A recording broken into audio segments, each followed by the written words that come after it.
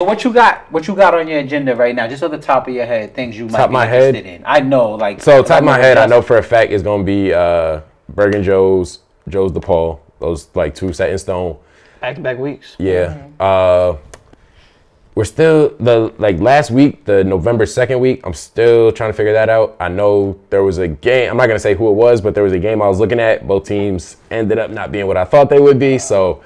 You know, like, hey, like how they do on Just didn't know a thing about that. That be costing him money. like they do on NBC and with the NFL college football. They flex the games in and out the primetime slots. So hey, you know, sometimes teams get flexed in and flexed out. If you could prove me wrong, invite you to do that. Shout out to all the guys from DePaul that jump in the DM and give pushback on some of my takes, right? And these guys give pushbacks. They have a good substance behind it.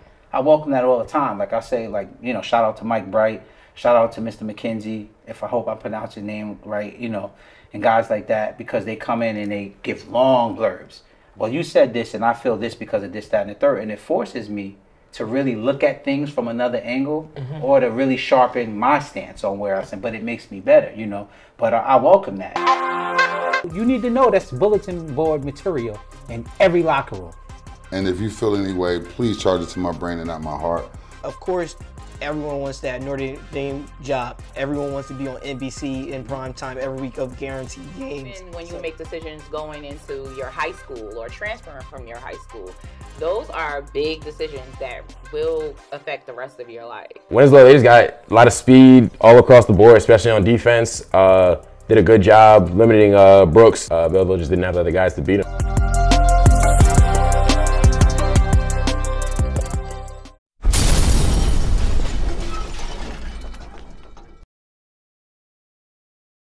This episode is brought to you by Keep It a Buck. Stay true to yourself and what you wear, and keep it a buck.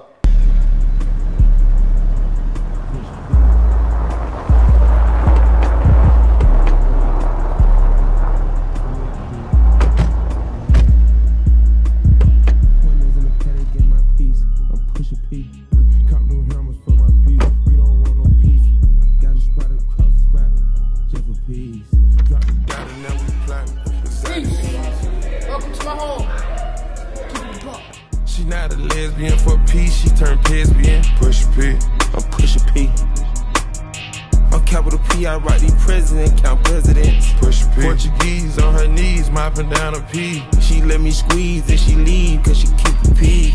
Private suite, privacy, don't push and pee. Purple paint, pink, push and pee. Push and pee, I'm push and pee.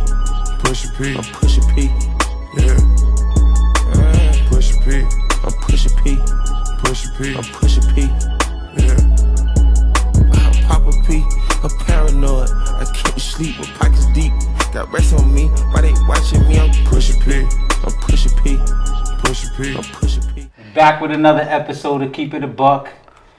Not really happy to be here this week because I'm still undefeated. I'm still undefeated. Ooh, you know. Right away. Okay, there's some interesting things going on. Got to accuse the being biased and all of that. You know, and I was actually glad.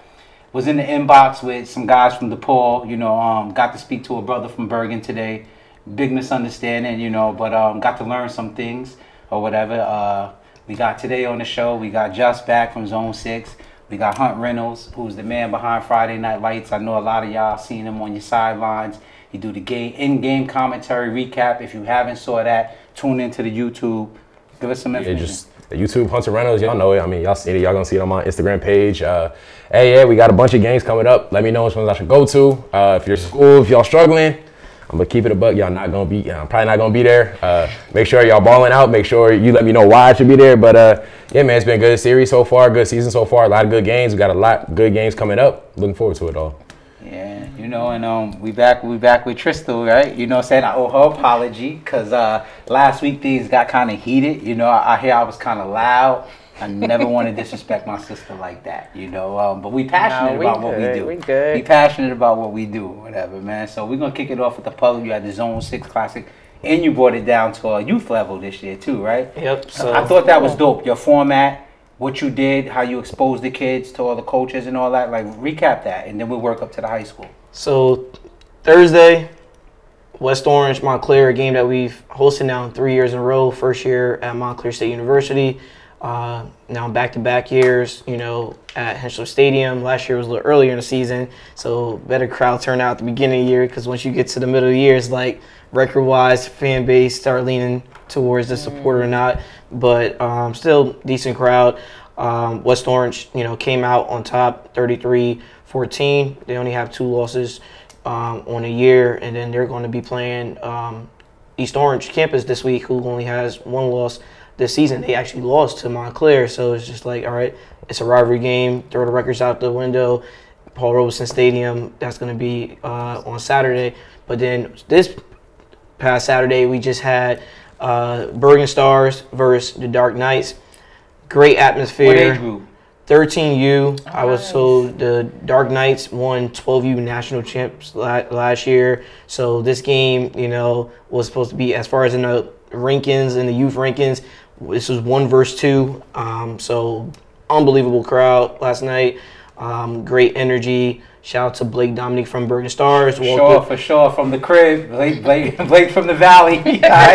So Blake walked away with an MVP, 2 touchdowns on the day, but a lot of coaches, you name it, everyone was there, as far as every single non-public, for the most part was there.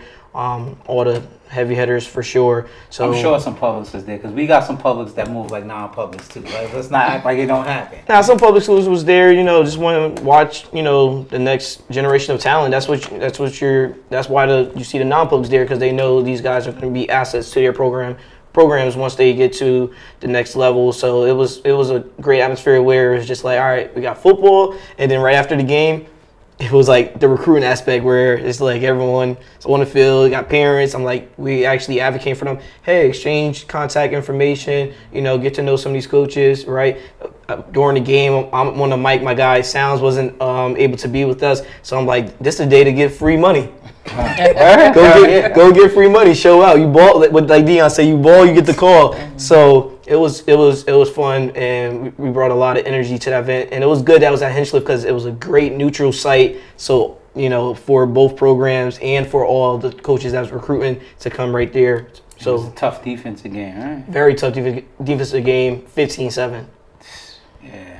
Yeah, I'm excited to see some of those kids. I'm aware of some of those kids going to the next level, and as we seen with DJ, some of those guys go right in and play right away at the varsity. So I know a few of those kids got a slot waiting for them. So, but it was funny, because I'm on social media, I seen one of the parents. They was like Dark Knights is what they call them? Dark Knights. They called them Sunny Days.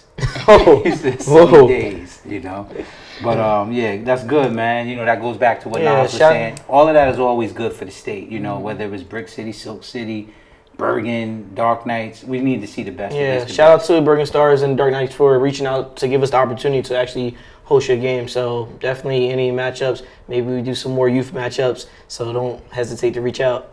For sure. I also thought it was interesting when we was talking about with West Orange, with their record being 5-2, and they just beat help me out. They just beat Montclair. The game you had. Yep, they just beat Montclair. They're bouncing back from a loss versus Phillipsburg, and then Chris Barino, who was our game MVP. Heard about Usually most people see him on the defensive side of the ball, but he had 10 carries, 122 yards, 3 touchdowns. That's what I wanted you to get. But he handled his business on the defensive side of the ball as well. 10 tackles and interception. So he checked off all the boxes and led his team to a victory over Montclair High School. You got to see West Orange this year? Yeah, I saw them against Irvington. Good team. They started off a little slow that game. I was talking to some of the coaches. They were like, yeah, man, like we just got to get them to realize like we can't start off slow, especially some of the teams we got to play later in the year. Got to get off to a fast start. But they definitely picked it up, ended up winning pretty handily. But they got definitely a good squad, definitely a lot of talent. You don't necessarily see at the public level, like I know I see some of the kids. No, they have a lot of got a lot of Division I talent on that roster. You just got to figure out ways to win games, especially in November. That's what I was gonna ask you, like, cause I know you had them earlier in the showcase, right? Montclair, West Orange. I'm sorry, West Orange. We didn't have them early this But you've year. been to one of their games.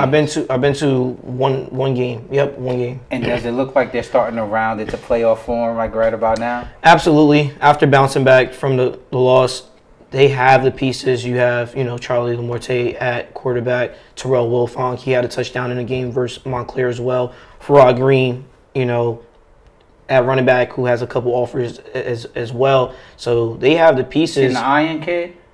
Oh my God, Ion, and you'll probably see it on our page soon, had a one-hand interception. Probably one of the. Get that man this week. Hey. What's his name? First and last name, man.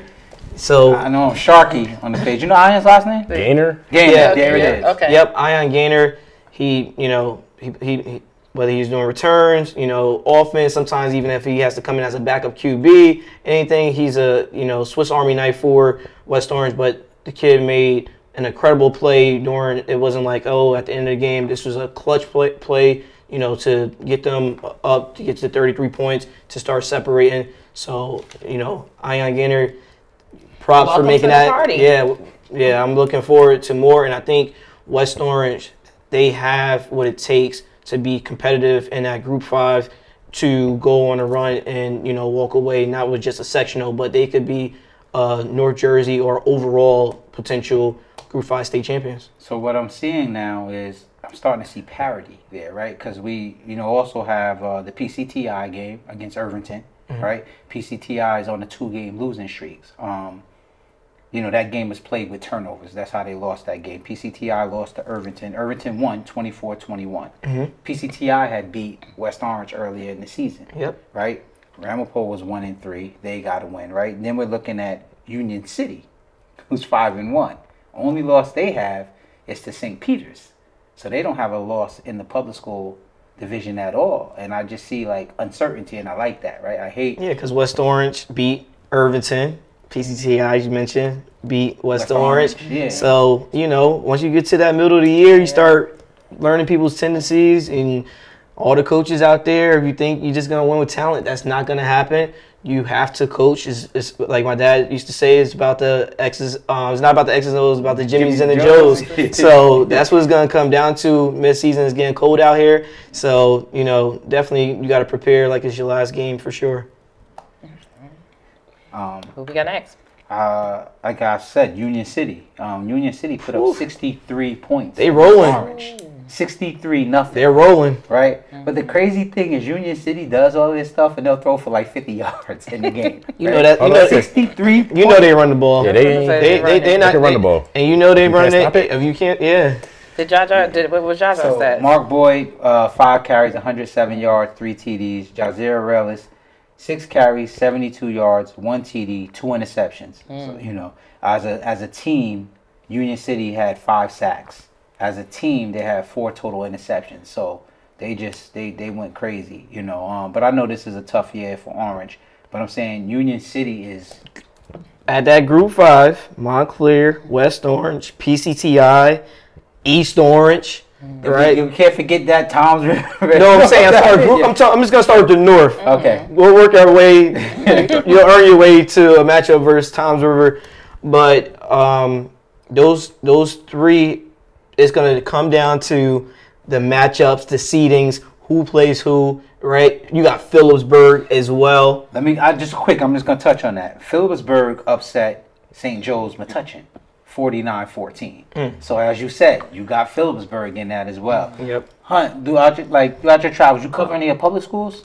I've been to a few. Trying to think. Off the top of my head, this year it's been West Orange, Irvington, Millville, Winslow. Those Okay. You went How to was that that? Yeah.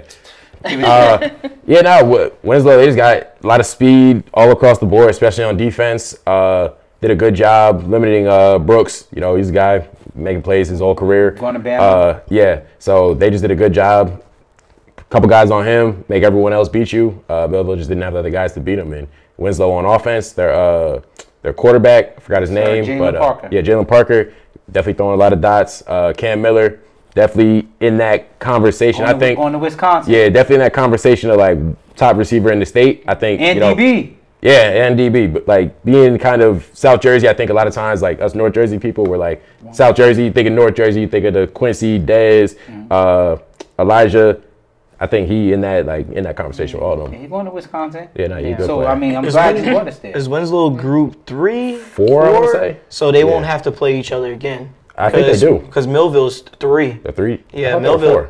Nah, 4 is usually, actually, they might be, actually. Because they were saying something about we got to play him again, so. Because did they play Northern Highlands? Who they be in this? I think they, like, a couple years ago at Rutgers or someone. Millville. Then they played Millville. So, yes, then it's Group 4. So, yeah, Millville's Group 4 then. So, Winslow's 3. Okay. Yeah, I'm glad you brought up Winslow game because Winslow just beat Eastside 58-0, right? Like, the numbers that Winslow's putting up. And when I see this, I wonder, because in public school, every now and then, you get a real strong class that comes through. Winslow got a couple of juniors on the squad, too, that were, making plays. But, their whole skill core, definitely making plays. Their line kind of surprised me, too, because usually at the public school level, I feel like the big difference is, you get those classes where you have, three guys that can go at, FCS or better.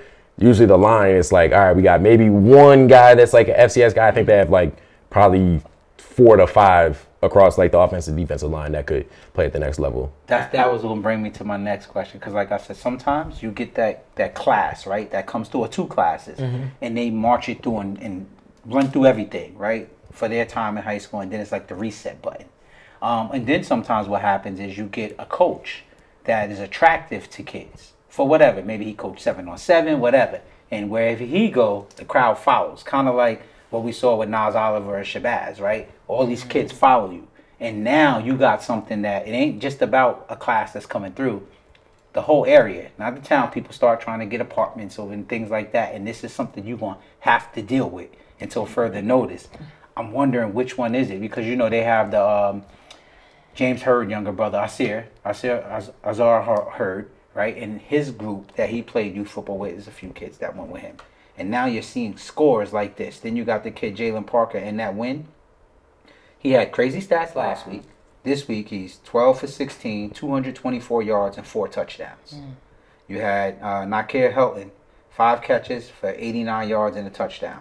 Cam Miller, 3 receptions, 61 yards, 2 TDs.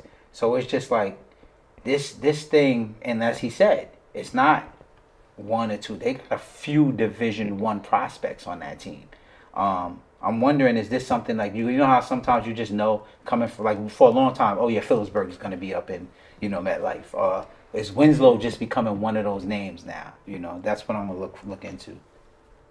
Now, I think Winslow definitely got a shot, without a doubt. They got the nice looking Eagle uniforms. But at the end of the day, once it gets to the playoffs and once it gets cold, you're not going to see those crazy numbers as far as throwing the ball in the air. The run game is going to win it, like you said, those linemen. And that's why you see a team down in South Jersey like Toms River would in the past, even still, they still have Jalen Matthews of having those big Division I guys at a public school. That's been the difference of why they've been able to, beat a PCTI or whoever once it gets late into the year. Good observation. Rumson, Fairhaven upset Red Bank Catholic, right? That's public versus private. Rumson's always a good program. Yeah, but they like the Purple Man-Eaters or something like that? They always a good, strong program. Though, like St. Peter's always make sure that's like their game scrimmage and everything because they know they'll get a good look from them. So, but Red Bank is having a tough one this year. Yeah, Rumson beat them 26-11. Owen O'Toole, he was 16 of 26 for 250 yards and a touchdown. Kellen Murray was 28 he ran 28 times for 182 and 3 touchdowns. And Rumson upset Red Bank Catholic. Okay, now it was senior night at Shabazz. Shout out to Nas, he's not here today. I know you attended that game. Yes, I did. So yeah. So yeah, it was Thursday night, senior night, and it was great. We went to go see all the kids, and the atmosphere was amazing. I will say that. Now speak on atmosphere. Yeah. Hunt, that's a game you might want to get to. I just hear that this Soul Bowl thing. Yeah, I haven't been there either. And Shabazz has a few Division I prospects. Oh yeah, so I've been around Shabazz. Yeah, it's worth your while. That's a game I would love to see on the race. There's a sellout every single. Yeah. No matter what the records are, everyone's there. We're gonna look into adding some games to the schedule. Like I said, y'all let me know which ones I need to be at. So what you got on your agenda right now, just on the top of your head, things you might be interested in? I know, like... So top of my head, I know for a fact it's going to be Bergen Joe's DePaul. Those like 2 set in stone. Back-to-back weeks. Yeah. We're still last week, the November 2nd week. I'm still trying to figure that out. I know there was a game. I'm not gonna say who it was, but there was a game I was looking at. Both teams ended up not being what I thought they would be. So, hey, how they do on Just didn't know a thing about that. That be costing him money. like they do on NBC and with the NFL college football. They flex the games in and out the primetime slots. So, hey, sometimes teams get flexed in and flexed out, but. So I'm still trying to figure that out. I know St. Joe's Prep and LaSalle's at that game, not this last weekend, but the one before that. Went to 5 overtimes. Yeah, so if they have a rematch, probably bumping someone out, putting them on the schedule. But I think I know what game you're talking about. it's not Jersey. I know it's not Jersey. Okay. Probably DMV area. Yeah, but definitely. I know what it is. I think I know who it is now too. Hey man, I might make a post private. I was looking. I was looking at that game too. I got my big board. I was looking at that game. Ooh. Matter of fact, let me make it private right now. Before I forget. You look at certain games, you're like, ooh, that's some good eye candy, and then schedule start coming out. You see 37-0, 36-3. It's like, hey, like I said, that's why I play the game. So. Yeah. It is what it is. But a game I would tell you probably didn't have on your schedule that you might want to put in, Bergen and Delbarton. Yes, that's this. Unfortunately, I'm not gonna be here this weekend. Is that this weekend? That's Yeah, this weekend. at So State. I can't wait till we get to that this part. one? So going to Shabazz. Shabazz, right? So should definitely see if you can make that. That's on Thanksgiving Day, and so. Wow, oh no, missed 6 Thanksgivings in college. Hey, it's early. It's hard to get It's hard to miss Thanksgiving. Yeah, it is. Especially when you did it your entire college Yeah, career. it's very early, and maybe you could make it out. The atmosphere, it's a dope atmosphere. Yeah. So, but yeah, this was Shabazz senior night, and I got in a little late because I, was coming back from picking up the kids, and so when I got there, walked in, it was 7-0. Caldwell was up. Okay, it's not that bad, and then went into the half 7-0. Came out the half. Oh, I don't know the kid's name. Maybe you could. It's 0 for Shabazz. He came in, kick return all the way to the house. So now it's 7-6. They went for 2, missed it. Okay, so now 7-6. Now we going. Caldwell just from there basically just dominated the game after that. When I left early, it was 14-6, and then I think the game ended at 21-6. So I don't know what happened once it was all said and done, but that's how Shabazz's game ended on their senior night. Davion Porter. That's all they get. So shout out to you, Davion Porter, because he was going off. It wasn't even just there. Like there was many times. He got MVP in our classic game. Okay, so I'm not thinking welcome to the party, Davion Porter. Shabazz came into this game 4-1. This was an upset, and that's the thing that people. The truth sound like hate to those who don't hate like the truth. To those who hate the truth, right? And everything I say, I try to say it I root for Shabazz, right? But when I'm on this show, I have a responsibility to be objective, not subjective, right? So although I can hope you win, I can still say what I see could harm you, right? And that's the thing. Shabazz has a lot of star quality, but I would keep trying to tell my brother Nas that systems beat individuals in all aspects of life. Systems, not just sports, in everything we do, when you have a collective unit moving with a goal, a focus, culture, they know what they're doing, that will always be the one strong man. So my thing, what I'm saying with that is, I don't know if they'll get a chance to see Caldwell again. I don't know. But I hope that we learn something from what Caldwell's doing, because there's not one Division I kid on that team. Right? So I'm a person that says when you see a team or a program that has a strong history, dissect that, break that down, right? Because if you can add that, what that source is to what you're doing with your talent, now you have a problem, because now with all things equal, our talent will pull us over. But that's the thing, whether it's Mountain Lakes, whether it's Caldwell, it's systems. you know, and we're going to keep seeing this theme of where the better teams beat the better players. And the records don't really, as far as in the public schools, because, you know, like for the most part, all the private schools, they make the playoffs. But the public schools, your record is not always, it's not about the wins and losses. It's about who you beat and who you lose to, because those PowerPoints, sometimes a loss is a win for, you know, your strength of schedule. So, like, for instance, last year, like, Orange High School only had 2 losses, but they didn't make the playoffs. But, you know, someone that might have had a losing record due to strength of schedule, they can make it. So I'm pretty sure, like Caldwell, in their situation playing at Shabazz, they probably received a good amount of PowerPoints in their grouping.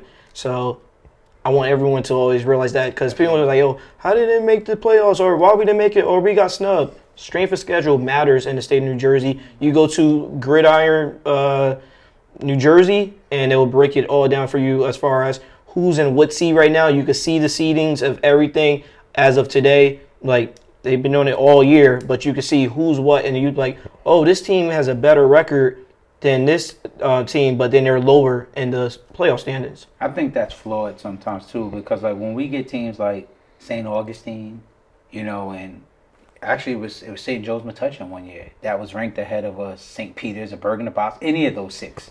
Like that's flawed, and it shows all the time when you get like a team that had 1 win in our league, and then they get fed to the number 1 team according to that, and then they go and just beat them, you know. So I think that, you know, that computer element, they should have a human element to that as well. But they use the computer element to finalize all seedings for state playoffs. Moving right along to the privates in order of gameplay, besides for the game of the week. So the game of the week was Joe's and Bosco, but we'll just discuss that after we discuss the other teams. That was the first game. So the game of the week is last because we want you to comment. We want to talk about it. We want to break down what we think, what we see. So why we go with the game of the week is because it's the game of the week, right? So that's why we broadcast it. We talk more about it.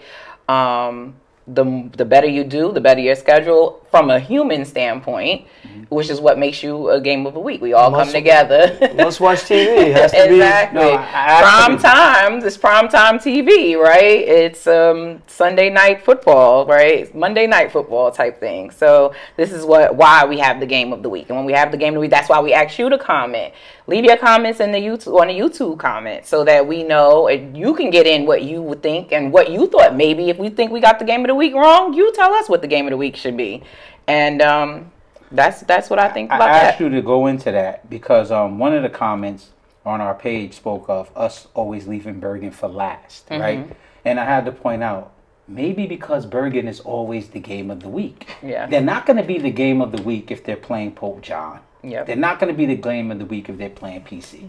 But if they're playing DePaul, if they're playing Joe's, Bosco, if they're playing a really good, if Iona Prep was what it was last year, Bergen and anybody good is going to be the game of the week. You save the best for last. That's it. You watch College Game Day, whatever the primetime game is, when they go in pick order, that game is going to be last. That's the one on ESPN. What it is. And then on the flip side of that, we're not going to cover Bergen as hard as we would when they go and they beat teams that we know didn't stand a snowball's chance in hell of standing with Bergen, right? A lot of that, it sounds dismissive, and we don't mean it to be dismissive, but that's heavy as the head that wears the crown is what they say. You know, that's what comes with that. When you have a 4-year history of competing for and or winning state championships, nobody's going to think it's interesting to see you playing a team that might have 2 wins, that might have 3 wins, because it's already expected of what you should do to them.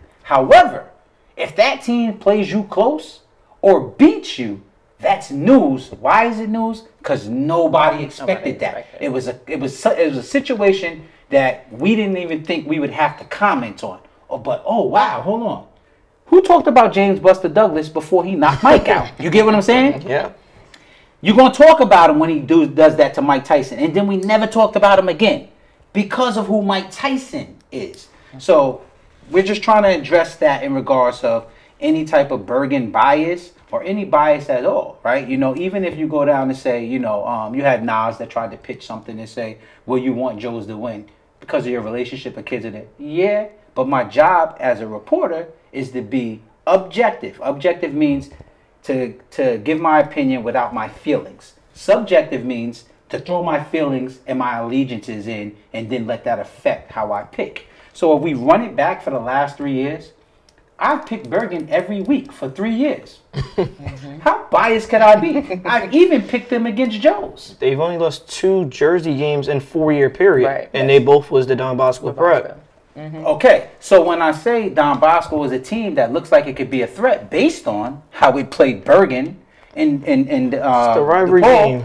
that's not a bias. That's based on the numbers and how we see it. And then on the flip side, when I'm accused of you're a Joe's guy and blah, blah, blah, okay, yeah. But that has nothing to do with the news I report based on the numbers that lead me to come to my conclusion. To pick against Joe's because of that. Which is why I'm still undefeated. Okay. Because I can do those things. I can separate my Wait, let me personal write opinions and come up with as close as a fact as you can possibly get based on the numbers, right? So I just want everybody to know that, you know, there's subjective and objective. Those are the words for today. So when you want to accuse me or anyone on here being biased, run the shows back and then put together your case. But the case can't be that I favor one team and then I kill that team based on the flaws they have. And on the flip side of that, it also causes when you know, everybody loves you when you have something good to say about it, right? Absolutely. But then when you have to give the real truth and say, you know, you're doing a poor job of tackling, you know, we don't know if you are who you are based on your schedule. We'll find out this week about, oh, why do you have him around here? You know, he doesn't like us and all of that. But thus far, like I'll say again, I'm undefeated. So it's not about what I don't like. It's about if you listen and you fix the things I'm pointing out, I might not be undefeated. And trust me, I don't mind losing some of the things that I say. I don't mind losing. Yeah, you can't have that. Even though we're in high school, you can't have almost like that youth football mindset. Like, oh, we don't want to have this person around. Like Nick Saban and Deion Sanders are cool. You know, you see them act like commercials together. But he goes and say last week, UCF is going to beat, you know, Colorado. But it's not like, stop taking things It's not personal. That is one of right? the It's four just an agreements. Do opinion. not take it He was personal. wrong at the end of the day. They still cool at the end of the day. His wife had the total opposite opinion. He thought Deion was going to win, and Miss Terry chose Deion to win. So as far as I think the high schools take things so personal as far as what our opinions are. We're not robots. We're human beings, right? And we're just voicing our opinion. And usually we are more than likely right, because this is something that we spend a lot of time in. You know, I don't want to say like we're just passionate. Like this is what, you know, what we do. And I'm glad you said that in regards to Nick Saban and Deion, because like that's, you know, it's not personal. That's what we're pointing out there. It's not personal. It's what you see, and you could be wrong. Which is why when you comment on the page and say I'm biased or anything, I don't answer you. And the reason why I don't answer you is because you're entitled to that opinion. That opinion might not make me feel good, but that's your opinion. That's not personal. Your opinion is just as valid as mine. So how will I attack your opinion of the job I do, right? You know, so that's the thing. Like it's about understanding what this really is. This is not personal. This is just what we have as opinions, right? I don't know how the game is really going to go, right? Only God knows that. I have an opinion on it. You don't know what my intentions are. Only God knows that. You have an opinion on that. Just like I have to let you have that, let me have mine. And if I could prove you wrong, I will. If you could prove me wrong, invite you to do that. Shout out to all the guys from DePaul that jump in the DM and give pushback on some of my takes, right? And these guys give pushbacks. They have a good substance behind it. I welcome that all the time. Like I say, like, you know, shout out to Mike Bright. Shout out to Mr. McKenzie, if I hope I pronounce his name right, you know, and guys like that, because they come in and they give long blurbs. Well, you said this, and I feel this because of this, that, and the third. And it forces me to really look at things from another angle or to really sharpen my stance on where I stand. But it makes me better, you know. But I welcome that, man. I welcome, you know, conversations that I had, you know, earlier today with, you know, Mr. Parrish. You know, I welcome that. You know, he was able to help me see some things that I didn't see, which warrant me to actually give an apology for the way I conducted myself from being triggered from seeing something on social media with a young male. But moving right along. So moving right along to Bergen Catholic versus Paramus Catholic. The score is 34-0. So Dominic Campanelli, 21-25, 191 yards, 3 TDs. Of course, two of them Quincy Porter, 5 receptions, 81 with 2 TDs. The other one was to John Morris. Tight end. Okay, 4 receptions for 31 yards and 1 TD. So it was a Bergen Catholic and Paramus Catholic game. Shout out to all the underclassmen that got a chance to step on the field too. Yeah. So I tuned in and I tuned out in the second quarter because I was like, oh, they already, like, I'm seeing the future already out here, you know, and they balling. Make no mistake about it. But I also want to send a get well soon to Jermaine Kinsler. I know he had an injury. You know, I pray you get well soon for that. Bergen Catholic, you know, came away with 2 interceptions, 2 team interceptions as a team. Shout out to Mason Mark and Naeem Parrish. That brought Naeem Parrish 2 interceptions short of the school record for interceptions. Hoping you get that, man. Go get that. But yeah, that game also. I want to send a get well soon to Xavier Williams. You know, he hurt his leg, something with a muscle in his leg. You know, I'm hoping he can get back before playoffs or whatever. You know, he's working on his therapy. He's out there, you know, running around, getting it right. He's actually been playing all year on it, you know. But I guess he got a high usage, man. And you're a running back. That's going to happen, you know. So he probably needs the rest. But, yeah, so the Bergen Catholic, Paramus Catholic game wasn't something that I covered a lot, knowing that Xavier Williams accounts for damn near 90% of their offense, and they were going to need every bit of what he can give them to be competitive. So now Paramus Catholic is playing with a backup running back, a backup quarterback, you know, things. So I just, you know, again, it's a respect to Bergen. They looking at it like, you disrespect, you don't even cover us or watch it. No, it's a respect to who you are and the brand. You know who I want to see? I want to see when you got somebody in front of you that can possibly beat you. That's when everybody's locked in. That's when they're tuning in. Even to an extent, like, we know what Bosco's going to bring because it's Bergen and Bosco. But we didn't know it was going to be that good. So, you know, shout out to my man, Parkin La Pena. He hits me up. He's like, yo, you celebrating team for coming close. Since when do we do that? We do that when they come close to a juggernaut, right? Because now this says you might see them again. And we got something. And then I think Bosco, you know, we'll get into that later, what they showed. Okay. So then moving right along to Seton Hall Prep versus Pope John. Now this one was interesting because originally I had, and we spoke on it, I had Seton Hall Prep to win in my mind right before we came to the show. But then, yes, when we came on, I went with Pope John because of the way Pope John played Delbarton. And so the score ended up being 26-20. It was a really good game. It could have went at even, I want to say it was 3 minutes left in the game, and it was 20-20. And then Pope John pulled it out, ended up being 26-20. So let's talk about some stats for, we'll start with Pope John.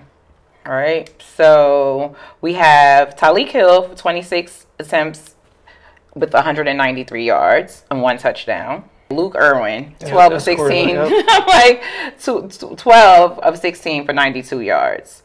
So, and then Talik came in, and I guess he must have threw the ball for 86 yards. So he did it all. That's why I was confused. Like, wait a minute. Probably a trick play, something on there. Like, maybe they didn't put it. So, you know, shout out to you. And Pope John was able to pull it out. Caden Davis did not play for Seton Hall. Prep. Get well soon, man. The injury he suffered was so reminiscent of Sisler. Yes. In the Bergen game, Sisler goes and he goes to slide, and it wasn't a dirty play. It was just a kid being aggressive, trying to hit him before he fell, and he lays out like flat like this, like. And I knew something was up at that point. And Caden Davis' injury looked similar to that. He got up, he walked it off, but I know he at least has to have a concussion or something. So. Get well soon, but the team was playing. The team was playing quarterback, and they came out and they gave shout out to the backup quarterback. Absolutely. So let's say Jack Gilmore, 13 of 24 for 159 and 1 touchdown. So Welcome to the party, Jack. And I saw you against DePaul. And you played, so you a baller. He's a baller. Absolutely. So that was that game, and it was a great game to watch. Wes Johnson, you mentioned him last week. He had 2 receptions for 41 yards. Joseph Rosinski, 2 receptions for 96 yards, 1 Big touchdown. plays. Yeah. So shout out to Pope John and Seton Hall Prep. We'll talk about them and who they have next week. Now, moving right along to the game of the week, which is Don Bosco Prep versus St. Joe's I got Regional. a lot of opinions on that one. So we got 2 Bosco, semi-Bosco alum and Hunter Reynolds. You know what I'm saying? I see you reckon the Michigan had 2. You was on the Rose Bowl team? Nah. I stopped playing Michigan 2020. That was my last year there. So then I was Utah State the next 2 years. Yeah. But I still got love for Michigan. All right,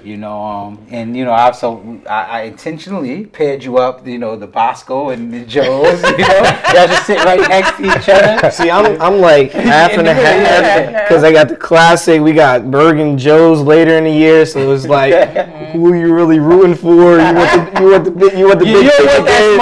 It's like may the best man win at the end of the day. So, no, definitely great atmosphere. 5,000 people. Did you go? I was there. Okay. Tristal, Justin, bring us home. Give us I know you was in probably another zone, but Justin, you probably was able to see it clear. Electricity, flat, was Joe's flat. Tell me, paint it out. I mean, weather, everything. Bosco came out hot, got up early, 14-0. Devin Sisler made his return from injury that, as you just mentioned, we didn't know how long that timetable was going to be, but the kid came back. Basically almost played a flawless game, 23 for 31, 252 yards, 3 touchdown passes. And then his last touchdown pass was the one that put the game away. So he was the X factor on the offensive side of the ball. And then sophomore wide receiver Isaiah Alvarez, 6 catches, 126 yards. He's been, as far as from the receiver standpoint, he's been like one of the most consistent guys on their offense. They ran the ball pretty decent as well. But the big thing for Bosco of why they were successful, they didn't have to play behind the sticks for I think maybe 2 or 3 plays, maybe. Like they were very disciplined, but they were in third and manageables, right? Did they getting third downs? Did they get any third downs?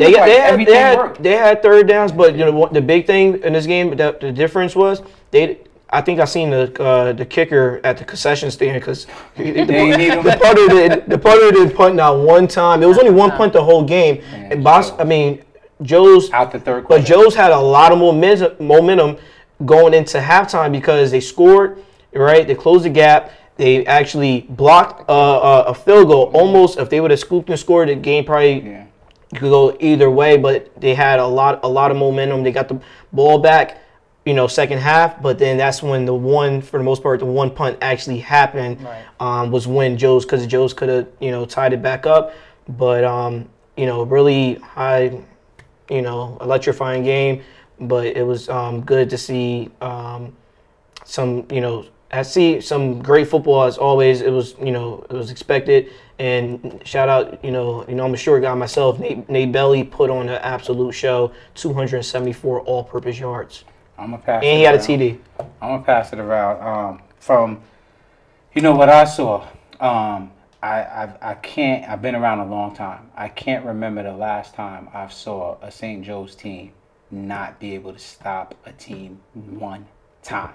So when I read the write-up after, I think there was 3 total stops in the game. I think Bosco stopped Joe's on 2 possessions, and Joe's might have stopped them on 1 possession.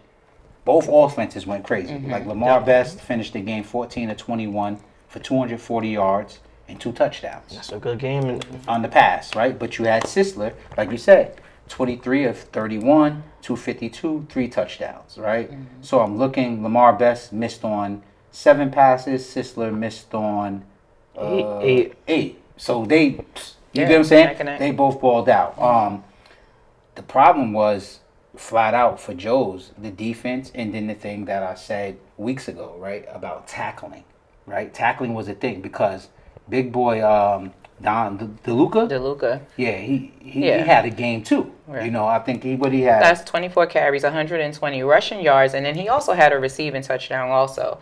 So he was a key player in the game, and I wanted to make sure. I'm sorry. Zakai Murphy. He had 9 receptions, 79 yards, and 2 touchdowns. And a big reception at the end to put the game away. I think he had a couple third down catches as well. But I think the difference, you got to jump out quick, and Bosco did, and they set the tone with that 14-0. You're home. Right, and I think with Bosco, with their schedule, you look at it as they played Bergen 2 weeks ago, who was 1, DePaul, who was 2, right, and then now you walk in, you play number 3, and 2 out of those 3 games are home. And the way New Jersey football works, like they say, any given Sunday, any given Friday, and you can compete. And now you look at Joe's schedule; they opened up with a very tough game versus St. Francis. But who did they play the last couple of weeks? And then they were off last week as People well. wanted to kill me for that. Like, that's just what it is, man. That's not a personal thing. I didn't make the schedule. That's just what it was. So as far as being battle, I think Bosco was battle tested, right? Things started slowing down for some of the guys, right? You played versus the top 2 teams. Things can't get worse. Can't get worse. Right? So they, like I said, they played ahead of the sticks. For the most part, they didn't kick now one time, right? And they jumped out early in 14-0. If I tell you those 3 things, you're going to win 99.9% of the time. Blindly. A team did this. Who won? They literally only messed up one time is when the field goal got blocked before that. But it was just one of those things. It was like, hey, they played a flawless game, just like in basketball. If a team just made 23s in the game, it don't matter who you got out there on the other team, you're going to lose tonight. So it was definitely a well-coached game, from the offensive standpoint. But then, like I said, there was only 1 punt. The 1 punt ended up being a team that came up short, unfortunately. Yeah, so I basically, you gave the stats. I basically felt like each team has a game plan, right? Don Bosco's game plan was executed the way it was supposed to be executed. And at the end of the day, that's what it is. Shout out to Coach Cody High. He's the offensive coordinator, maybe even an assistant. I believe he coached and called a great game. So I want to speak on that, what he called. About 90% of their passes looked like 5 yards, within 5 yards of the line of scrimmage. Those boys was blocking. Those receivers was blocking. But again, see, poor tackling, a lot of that goes down to habits, right? Habits that kids have practiced since Pop Warner, diving at people's legs. When you have a big back like DeLuca, he's not a scat back. He's not going to make you miss. You can help him by diving at his legs. But if you break down and form tackle the way you're supposed to, it might end up with him laying on top of you and you looking like you took the bad end of that, but you make the play. Those guys was catching bubble screens, cutting drags. They kept dragging the tight end right across and taking that. Anytime they needed it, they got it. And what I would just say is you revert back to who you really are when you're tired or when you're comfortable. That's what a habit is. That's what a habit. Whatever your habit is, when you're not focused on it, you're going to do what the habit is, whether that's good or bad. So, yeah, you might have a time where you're conscious that this is what I want to do. But as soon as you get comfortable or tired, you're going to go back to whatever that good or bad habit is. The bad habit is the bad tacklers. And if you don't practice on that daily and make that a skill by keep repeating and doing it till you're blue in the face, whenever you get comfortable, like what you may have been when you saw what Bosco was 3-2 coming into this game, 2-3? 2-3, yeah. 2-3, right? This is why I was saying that, because those type of teams, I'm watching them, they are not a bad team. I kept saying they are 2 special team blunders away from being undefeated in New Jersey. I took a lot of heat for it. Maybe people are going to start to realize. Plus, I got the data on Sabella. Sabella starts to hit his stride in round playoff time. It's always around this time. And then for some reason, Bosco ends up in the championship playing Bergen with 4 losses. That's something that's consistent, right? So we can start to bank on, this might be a thing. So you must see, approach, respect them as the same threat as any of the It's been like that since 2019. Jalen Berger, Kyle Manungai. Remember the run, didn't jump out to a great start. Like 1-4. Right, start getting some big wins. Got a big win over Joe's, during the season. After a kid said, we're not worried about Joe's, we worried about Bergen.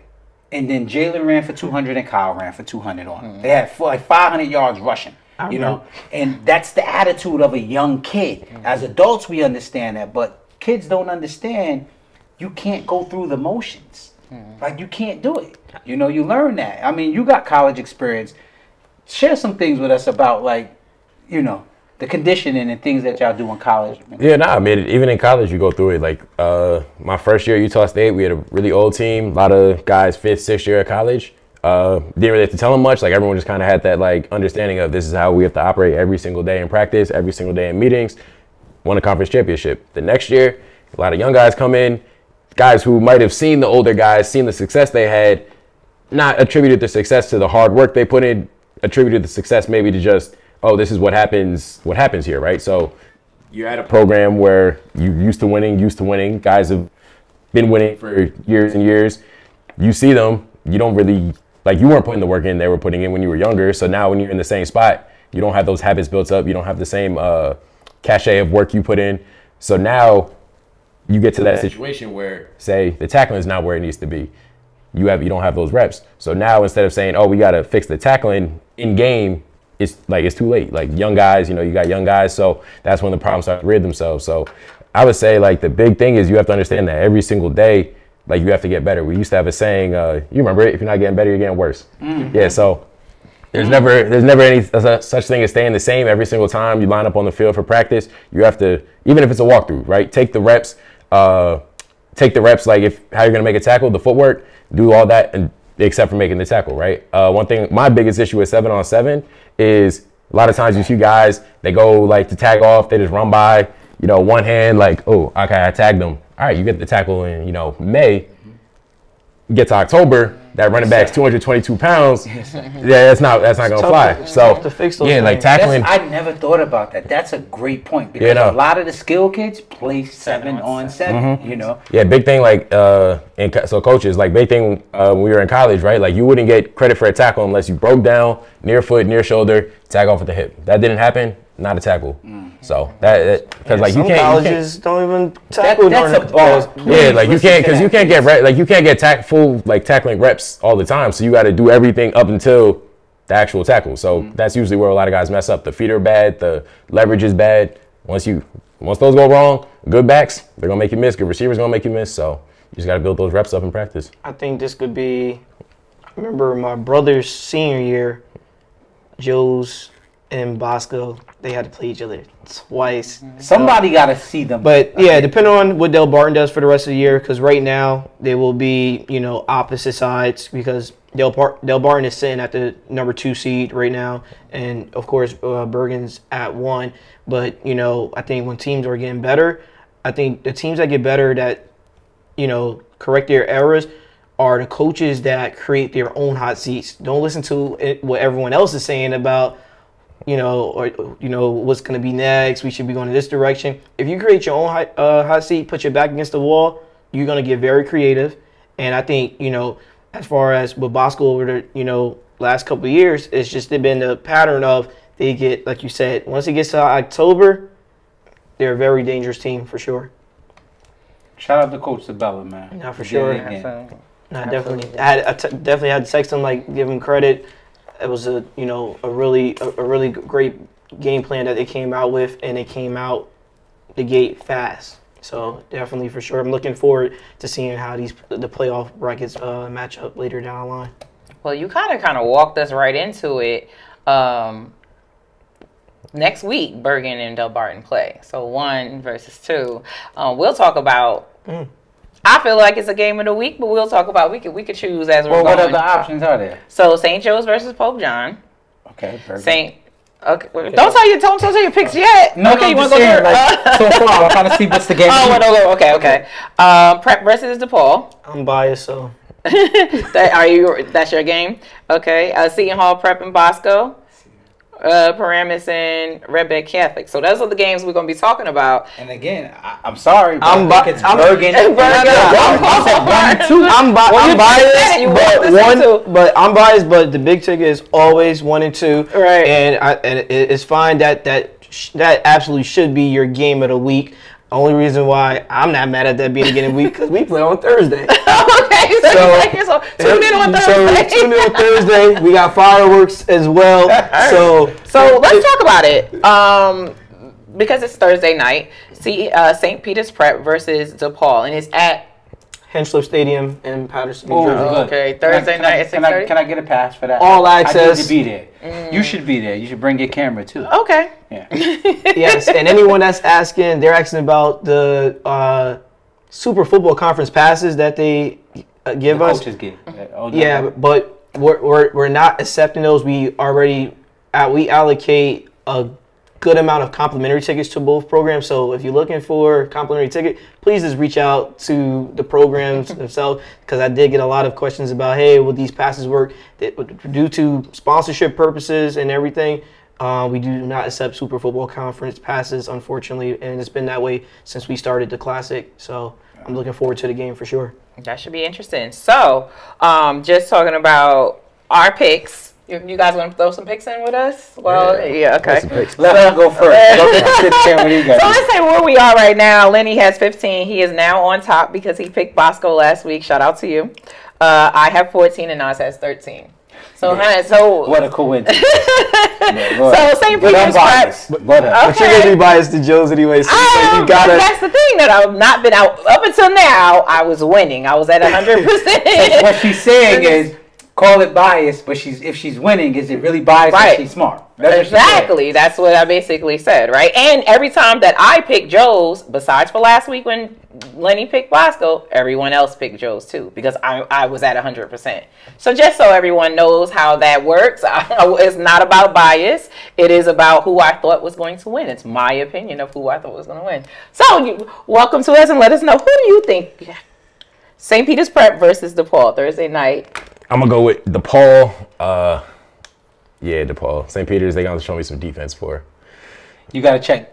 I'll work on. You can check me right in with that. I'm going with DePaul. So I feel like most of DePaul is from, just to give it a little, I was going to say it's a nice location, but actually most of DePaul kids are They're Patterson kids. So it's a little bit of home. Yeah, it's a little bit of home advantage. It's listed this year. So last year we had the game as well. Last year it was listed as St. Peter's home game. This year it's DePaul's home game. So we're looking forward to it. Oh, let me mess with Just. So I get the bias, right? But some parents say you be biased to the Patterson kids. I actually was told to bring that up on the show. If you don't take care of your own, who else will? Ooh, say that. And that's that. Okay, that's it. We gonna run that back. Anytime somebody say something, I'm like, run, Justin, please. But absolutely, that's amazing. I'm going DePaul also for the obvious. I don't think we need to. And I also said that I do think that it's a little bit of home field advantage of that one. So and that's the respect for DePaul, that we don't got to give a breakdown and all of that. And as y'all know, I do not choose any of my games. Yes, that's for the Classic side. I do not have a pick, but I will chime in. He be gambling on FanDuel on y'all. He be back there. He got a pick. And shout out to DePaul for being undefeated and top 25. Yes, we mentioned it last and week. multiple polls in the country. So that actually gives us a game, not just with the number 2 team in the state, and that gives us a team that's nationally ranked. So definitely grateful for the opportunity to have that, have DePaul a part of our Classic. Oh, and I do have picks from Nas. So Nas picked DePaul. So just so we have him listed also. Okay. I'm definitely expecting a lot of points though in this game. Yeah, I was gonna say it could be a little like a basketball score. I feel you think so? We got a lot of points last year in it, right? And who was it? I think Ryan Patty said. I think Justin's gonna run out of fireworks. So this year we prepared a lot. When they score, we prepared a lot of fireworks. We did run out of fireworks in the second half, so we bought some extra fireworks. So I do expect ran down to the bodega. So Oh, that's cool. I definitely feel like, you know, it's going to be a high. Because how many points did Peters get against PC? Peters. They lost by one. It's like 47, right? Yeah, 48, 47, yeah, it's a or 1-point 46, game. 47, Yeah. something like that. Yeah, 1 point. basketball score. Yeah. Yeah, but So- I'm thinking this year, and I'm trying to find a message from Coach She. He put, This is- so DePaul has 10 forced turnovers in 6 games, right? You know, the defense, you know, they do need to play a little better, but that's what they do. They force 10 turnovers in 6 games. Peters could score though too. You look And I back at think- that Delbarton game. This is what I want to say to you, because I want this on the record while you're here. If that turns into that, that's where I feel like DePaul better watch it going on the rest of the season. Because winning time comes down to the defense. Winning times come down to the defense. If you look at Bergen, you know, like, points be hard to come by from the teams they play. I look at, like I said, DePaul as my number 1 team right now. I know Bergen is on paper, you know, but I look at them. Big reason for that, last year when I said they were dumpster diving, right? I also said this year would be their year, senior heavy class. Derek Zammit is just the difference. Like, and I spoke to a coach that, a coach that faced him. And he was saying, like, he said, out of the quarterbacks they saw, Lamar Best and Derek Zammit were the most concerning, right? The hardest to scheme for. But what made Derek Zammit even harder to scheme for than even Lamar, who was, he said, like, was phenomenal. He said that once Lamar makes up the decision to run, he tucks, he goes. He said Derek Zammit is always looking down the field. And that makes it really hard because you can't afford to abandon your assignment for threat of him running. With Lamar, he said our guys were able to abandon their assignment and rally really quick. You have to be disciplined with Derek Zammit. Yeah, I don't think Bosco expected Zammit to run as much when they played. You must have knew where I got that from. Yeah, so because Zammit had some great runs in that Bosco game, and it was just like, you know, I had someone like, oh, I didn't know he, you know, could take off like that, and he can actually move, but he is an absolute pass first, and I will be a pass first quarterback as well if I have Elijah Burris, you know, Desai Jones on my team as well, and I think a big X factor, and I think he's starting to now just get the credit, and we talked about this. Elijah Burris is For sure. playing, of course, Nolan, you know, is doing his thing, but Elijah Burris is doing that, and I think Dez, and I think Dez is playing that role where he gets a lot of attention, right? He attracts a lot of attention. So I know sometimes you probably can get frustrated about that, but I feel like he's been a great team player, you know. But he's definitely, you know, over the top. You've been seeing Elijah getting a lot of like home run. Taking the top off. Yeah, for sure. So I think he's been huge as far as taking his game to another level. That's what takes you from just being top 3 in New Jersey to being a national team. Actually, I want to take what I said. My fault. I want to take what I said back. I don't think it'll be I think DePaul have a basketball score. All right. Oh, I don't think Peter's gonna have one. And now I'm in alignment with that as well. I think I like Peters to score points because I seen they jumped out. If I'm not mistaken, they put up 21 points in the first half versus Delbarton, right? I don't think they scored second half. Let's put that into context. So I think they have some weapons to put up points, right? You guys say that DePaul struggles defensively, so that means if it's just holes in defense or tackling, right? I think St. Peter's still has, you know, some weapons to put up points on the board for sure. Yeah, I'm just not that sure. Yeah. As we talked about with, you made a comparison with St. Peter's and someone else. You used the game example you just gave. Which 2 teams was that? I want to say it was PC and Oh, today or No, just previously. not. Oh, Delbarton. Yeah, in Delbarton. So you look, Delbarton has the propensity to make mental mistakes, right? Look, Pope John almost beat them, right? Nobody almost beat DePaul. Nobody almost beat them. in this state. You get what I'm saying? Not to say that it can't happen, but Bosco. Bosco almost beat. Oh yeah, Bosco. I'm sorry. I quickly. They were. That's why. They were one. That's why I switched my stance. I think one mistake away from. I think from that game, right? It was a really good game. Of course, the extra point was huge, right? And I think the difference between, and I'm just gonna say it, the difference between the Joe's game and the DePaul game for Bosco is having your quarterback available, right? Good point. Yeah. DePaul, got to play backup. Not taking any credit away from DePaul, right? But I think or the backup. He was playing with his separated shoulder. Separated shoulder. I think Sisler would have gave them a better shot to win the game for sure. And I can say that now because he led his team versus a win versus Joe's. So I think those was the two differences in the Joe's game compared to DePaul playing. Well, the beautiful Bosco. thing in that, like I talked about those DMs with DePaul guys, said you made it and you don't got to see them again.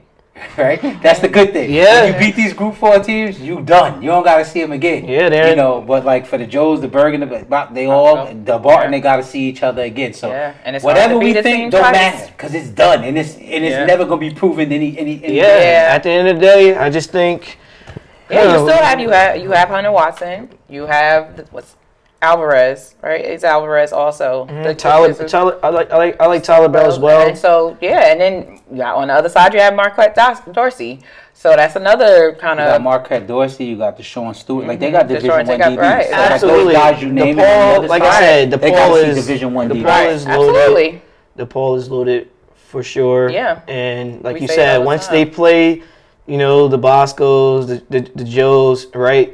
They're in, the non-public B for anyone that's confused of why what we're saying right now. Mm-hmm. They won't play those teams again. And someone reached out and said, "How Can can we we do a make? +1? Can we do a +1?" Yeah, I got right. you. I mean, this more so maybe for the state of New Jersey. I would love to do it. Let's do a charity game.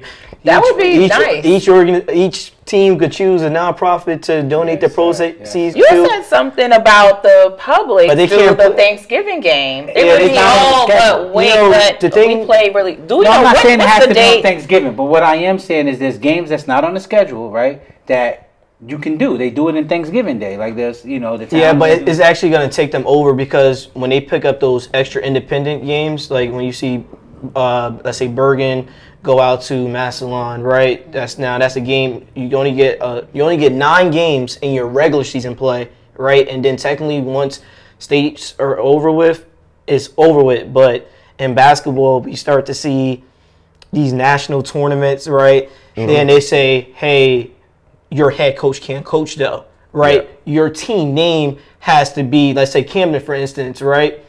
They were in a national tournament, but then their team was listed as the Avalanchers, or depending on what your state rules are, some schools were there as their program and have their coach.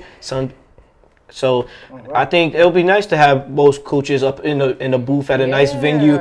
They could be A on the charity game sideline would be and do really it. They won't be nice. able to coach, And unfortunately. it actually gives the guys on coming up, right, the opportunity to coach, Just- be a head coach and coach a real game. Absolutely. Yeah. Both brothers just could stand right next to me on the side and just watch their teams play I like that. for a great cause.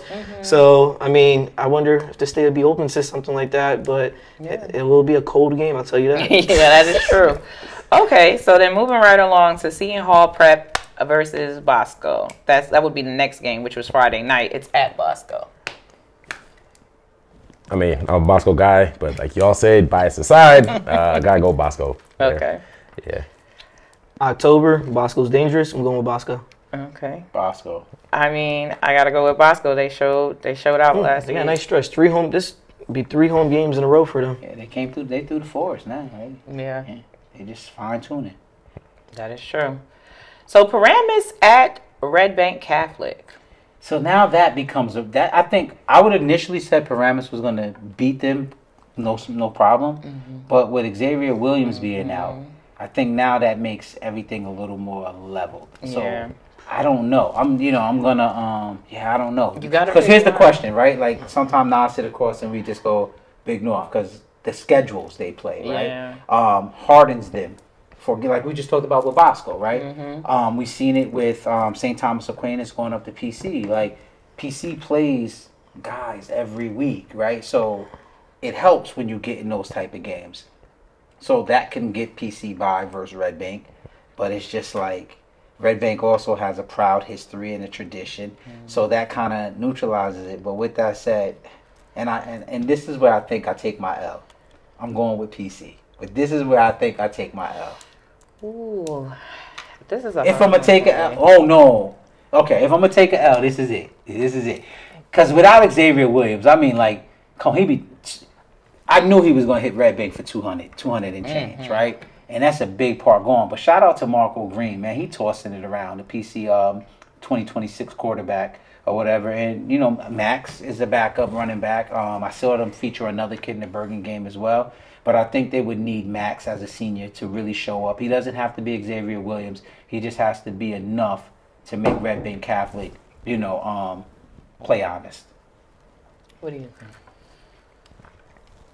I think you hit it right on the head. I think Xavier Williams has been 90% of the offense. You know, of course, you know, lost Achilles at the beginning of the year.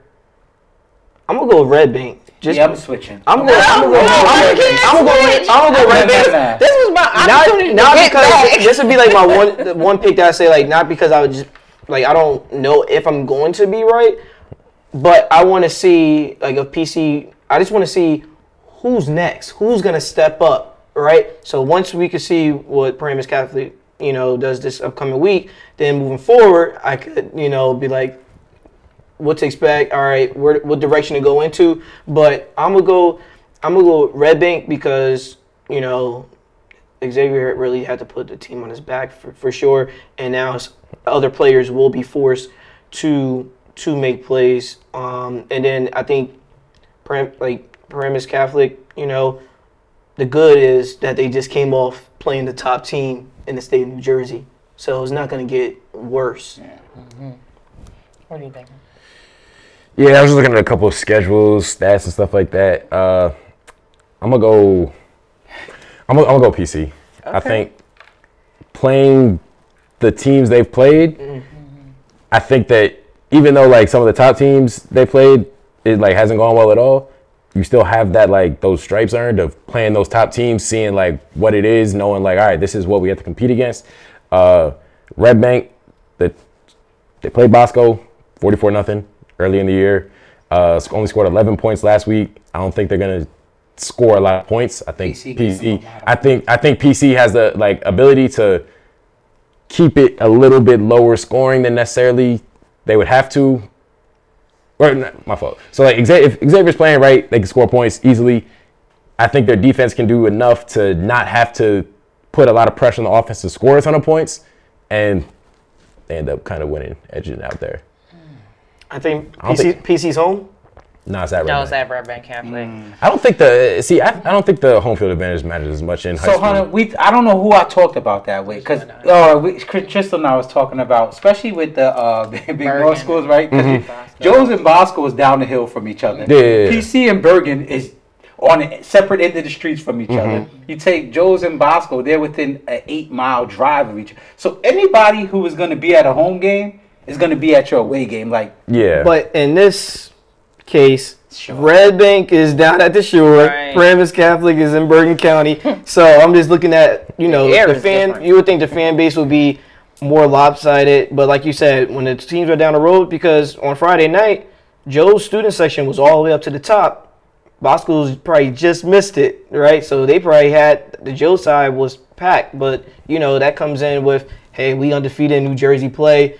We here to support. We expect to win. So, but like you said, it was like 5,000 people at the game. But I think when it comes to this type of game, how many people from Paramus Catholic is going to travel down to support? Because you do need fan help when you do, like, when you go down to those, you know, further places, right? And then you're in someone else's backyard. Not saying the referees are biased or anything like that. So, I mean, I think Red Bank figures a way to just come on top. I think it's gonna be a close game now, super close game.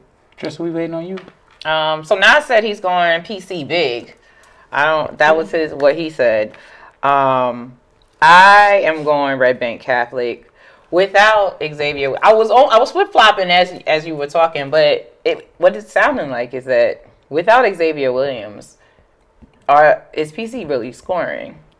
I don't And know. that's a bad test, right? Yeah. You can't gauge that. Yeah, Like, But then all the other games was Xavier. So it was Xavier that was I think scoring. once Paramus Catholic answers my question of who's up next, Yeah. then I could we could move say, forward. yeah. Because See, I had can't they say. played Red Bank this week and not Bergen, right? Because Yeah. Bergen, even if Xavier was there, they probably They was going could to get have. manhandled, Yeah. right?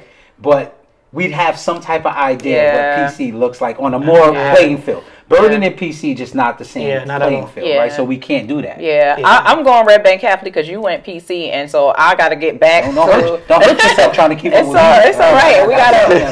gotta. I'm going with getting back into the tie with you, and so I'm going Red Bank Catholic. Yeah, so whoever at Paramus Catholic, take this opportunity to step up. Absolutely. You know, so once they answer that I think the question, defense comes up big. That's what I think. For Camp Paramus. Yeah, I think it's gonna be. only defense makes some plays. I can't say the defense is going to come up big because they give up points. Look who they give up points to, though, is my thing. That's And a they, that's a good- they ain't yeah. giving it up to Red Bank. Right. Red Bank got zero. Like Red Bank put up a 0 against Bosco. That's kind But of. that's Bosco. Oh yeah, Yeah, I mean, but you can score on them. It's been shown. Like we just talked about. You said St. Peter's 48-47, right? I know they were in an overtime game for St. Thomas. Aquinas. St. Thomas decided to go for the win, as I would as a coach. Tariq, I commend you for going for it on the road because you don't want it to come down to referees, officials. So when you're the road team, I like when coaches actually go for the win, especially if you haven't stopped someone all game. But I think everyone. Can someone pull up a low-scoring opponent for that against Paramus Catholic? I don't know if it'll be low scoring because all right. So I'm just saying. Anybody did put a big. Has anyone have they held anyone under 21 points? I don't know, but don't try to convince Lenny to go off. I'm good. I'm gonna stand on what I'm Hold on. Actually, I think the Pope John game. Pope John Okay. versus Paramus Catholic is That probably. was high scoring, I think, too. Right? But I'm saying high scoring on their end. I don't think. Pope was in that for a long time. Let's I think they pulled away. I think they won by 20, if I'm not mistaken. I'm about to get to it, right? What we got? All right, so I'm in Paramus. 29 points. Pope put up 29. Yeah. All right, it wasn't under 21, so they had. But the All right, we too spent is a lot like of time on we still have yeah, one more game before the game of the week. So let's. You good? Yeah. Okay. Yeah, PC. So Like you going PC? All right. So St. Joe's at Pope John. St. Joe's. Joe's. Joe's bounced back with a big win. Joe's. Nas said Pope John, for the record. So sorry, I wrote him down. If Nas don't think Augie Hoffman is sitting in the coach's room right now, this second, I think Joe's putting the JV in. I think Joe's is gonna win by at least 28 points in this game because anytime you come off of an L, whether it's testing not just your kids, Oh, it's at home too, right? No, it's at Pope John. you got to move pieces around, right? And that's not just with the players, right? You got to move things around of how you coach and people that you coach around. And I think for sure there will be the correct adjustments made to make, the St. Joe's a better team. And sometimes those mid-season losses can only make you better because then of you just coasting and you win it and even if you win it and not doing the necessary things to win the right way, it could bite you in the long run. So it's probably a good thing that, Joe's, took an L now for sure. Absolutely. Okay, so besides for Zone 6 game of the week, let's say it like that, which we'll have that in the description box so they can purchase tickets. The game of the week for Keep It a Buck, because Thursday night and then Saturday, Bergen versus Delbarton. So this is a rematch of last year's state championship. Delbarton has been cruising before running into Pope John. I can't make sense out of that. I'm going to go with Bergen, and I always go with Bergen because I said until somebody beats him, you just got to give him the benefit of the doubt. I also witnessed Pope John shut down Delbarton's run game, and that's something Bergen has done for the last 4 years to almost every competitor except for the time they lost to Bosco with Chase and Chris Marino. Everybody else has been held under 100 yards rushing. So what does Delbarton become without a running game, right? Pope John kind of showed us what that can look like. Now we start talking about the DBs that Bergen Catholic has, and Pope John, that's where, Delbarton, that's where they would resort to going at that point, to going to the pass with Philip Farmar and things like that. Bergen's D-line is going to get pressure. The DBs sit back in the zone and wait for you to make mistakes, and they make you pay. They make you pay for those mistakes. So if Delbarton has a chance, it's not this game. It's the next time you see him. I'm going with Bergen for this one. I also think that Naeem Parrish gets the record in this game because I expect the defense to shut down the run. And that's going to put Bergen ahead, and you got to throw your way back in the game. Now, I do know that Delbarton, they like the short game too. Tunnel screens, bubble screens, a lot of things at the line of scrimmage where they go. So that can keep DBs from, in the zone from making picks. But I believe that eventually you're going to have to take risks because they're going to get you down by more than 2 scores. I'm going Bergen, and I'm going Quincy Porter, 3 touchdowns in this game. I think for sure. I think Bergen is just that team right now, and their defense is nothing to play with for sure. I think that's their greatest asset to this team is their defense. Definitely defense oriented. Right, and then I think we'll also, besides, Quincy having a big game, I think the running backs are gonna have, pretty big games as well. So I think Bergen scores at least 42 points in this game for sure. Okay. So that's another thing, right? As we call Joe's out, now it's Delbarton's turn, right? Because you haven't quite played anyone either. And the one game you played, you lost. So here we go, right? This is where we start to see it. And don't take it personal. It just is what it is. I don't think they're battle tested. So this is the game where you let the state know, because they're in the DM2, respect us, blah, blah, blah. Take your respect. This is where you take it. If you want to go, take it. Because, again, who have you beat? So now this week is where you show that y'all here. Yeah, they covered it, Bergen. So they get knocked off. Seriously, for me, Bergen, I say it all the time until it's the same thing. Like, they deserve the respect, and I don't know if Delbarton can do it. They may. I think there are very few teams. I think last year was the year. Can do it. I don't think they may be unless one they that can double coverage and bracket.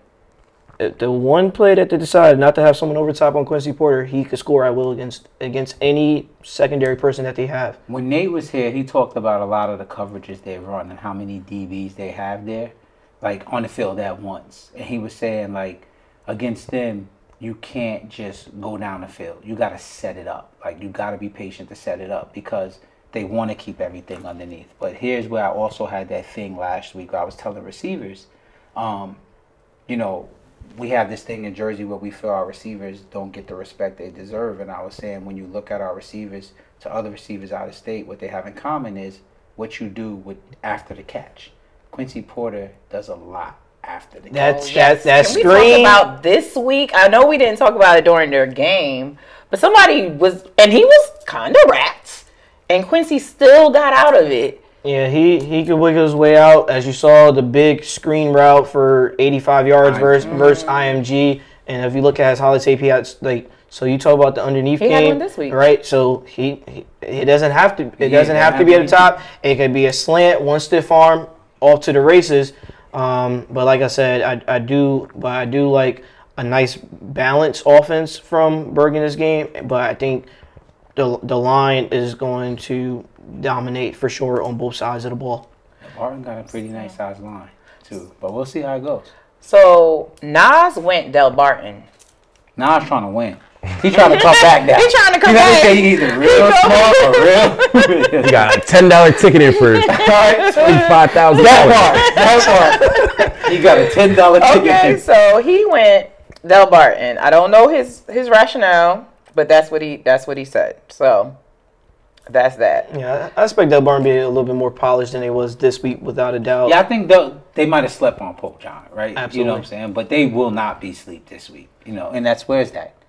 That is at Delbarton. Okay. Do we think Bergen's better this year than last year? I don't think they're better this no, year than I think last year they were better. Because last year I saw Delbarton play Pope John, and that was bad. Bad. Like Delbarton, like the last year's Delbarton team, that like really caught me off guard. Because like my entire time in high school, I was like, a lot of seniors last it's year. like Delbarton, that's baseball, that's lacrosse, Wrestling. that's the thing, soccer. wrestling. Yeah. I'm like, Delbarton, like we'll just add it to the schedule because there's no other games on this Shout out week. to Jaden James over at Delbarton wrestling team. That's Nolan's little brother, by the way. If anyone Committed to Virginia Tech. I just think Virginia Tech, they're missing that one. Like I feel like to any team that's gonna beat Bergen, you need that one athlete that might not be able to like 1-for-1 with Quincy, but can at least make it so all right. Like we can't just play him 15 yards off and just let Bergen go, because that's kind of what they did in the championship last year. Just all right, 10 yards at a time, run the clock. We're the better team. We're running the clock. You can't stop our run game. Win that way. I think you need someone like who could. All right, like we could put him on Quincy. Push comes to shove. Maybe it's not an interception. Maybe it's a pass breakup. Maybe it's a catch. But like, we're not 100% sure. When you don't have someone like that, it's like it's like so Joe's right. You got Jameer, Bosco. You got Stretch.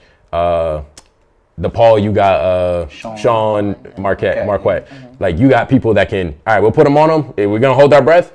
But hey, we like you can make a play. It's gonna be a fight, right? He's gonna make plays. I don't know if Delbarton has that guy, and when you have to scheme the entire thing around not having that guy, now you get beat by in all other places. So we'll see.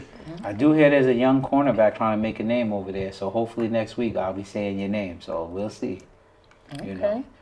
Well, I have one little bonus game that's not a big thing, but we talk about them here and there, and I want to just get picks just for a little razzle-dazzle. So St. Thomas Aquinas is playing St. Joe's Metuchen. Aquinas. Okay. Make sure. What do you think? Josiah Zayas is a problem. Definitely underrated, like for sure, but they're not gonna have an answer for him. Yeah. same thing. St. Thomas Aquinas. I know it's kind of like a neighborhood rivalry type of thing. They're all in the same area. Yeah, that's Aquinas from that side of town. Like what's that, Middlesex County? Yeah, that's theirs. Okay. Yeah, for sure. And Nas also went St. Thomas Aquinas, and I am too. So let the people know where they can find you again, Hunt. No, are you gonna be somewhere this week? I'm out in Arizona this week. Oh, damn, you ain't playing. If you don't leave till Friday, Oh yes. what day you flying out? Fly out Friday morning. Okay. Come to the Zone6ix Yes, we Classic. can all be there. I'll be there. I can't say I haven't had a camera people there, but You got enough camera people. I've seen you do it on your phone before. I've seen you do something where you got the picture thing, and you call this fourth down and such. I don't want you just to come to like do the production. I want you to come and enjoy the event, because I will say this: from outside of the football game that's going to play itself, from the production standpoint of what we plan on doing, from just the wow factor, of course we have fireworks and whatnot, I just think this is going to be one of our best productions overall as a Zone6ix staff and as a brand. So I do want people to come out to see us take that next chapter. You can almost call it a new era as we enter, going into, let's say, Joe's and Bergen. We have been holding back just a little bit. Can't give everybody everything, but we are gonna, take that next step into being a better company. So I'll pop out just for that one. for real, man. Thursday, please.